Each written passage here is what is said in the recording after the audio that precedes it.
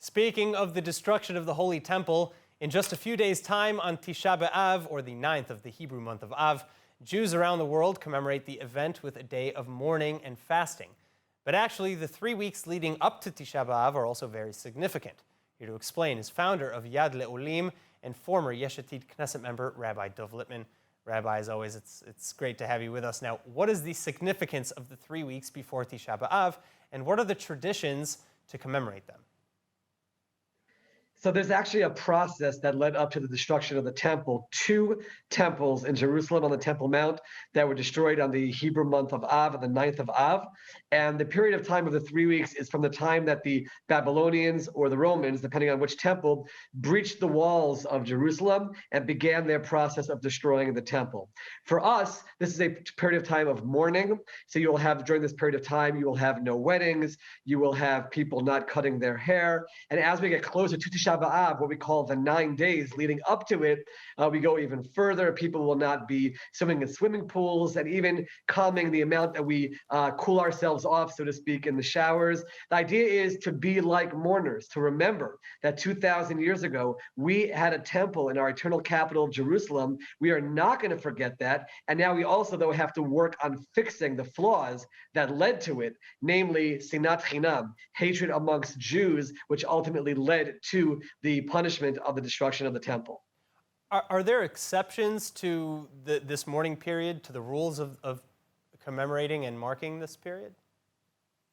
Certainly every person has to understand for themselves what they can or can't do. And, whereas in the olden times, people would not shower or bathe at all during this period of time. In our generation, where we do so on a daily basis, the understanding is that there's basic hygiene and taking care of yourselves. What we're talking about is not listening to music, not enjoying showers, not enjoying swimming pools in a relaxing, taking care of myself type of way, because there's a period of time to feel sadness, to feel pain, leading up to the ultimate 25-hour fast of Tisha B'Av, where we do that in the ultimate sense. All right, now Tisha B'Av is known as the saddest day in the Hebrew calendar. We know, as you mentioned, that both the first and second temple were both destroyed on Tisha B'Av. Are there other tragedies that coincide? Actually, if you go back historically in our tradition, the entire sin of the spies, when Moses sent the spies into Israel, they came back with a negative report about the land. That happened on the 9th of Av, and the people cried then. And the response from heaven was, you're crying over something you shouldn't be crying over. This will be a time for even deeper crying. This is also understood to be the time when the end of the Bar Kokhba revolt, after the destruction of the second temple, came to an end as well. But I want to harp back to that first point about the spies, because that gives us 2 things to work on Tisha B'Av.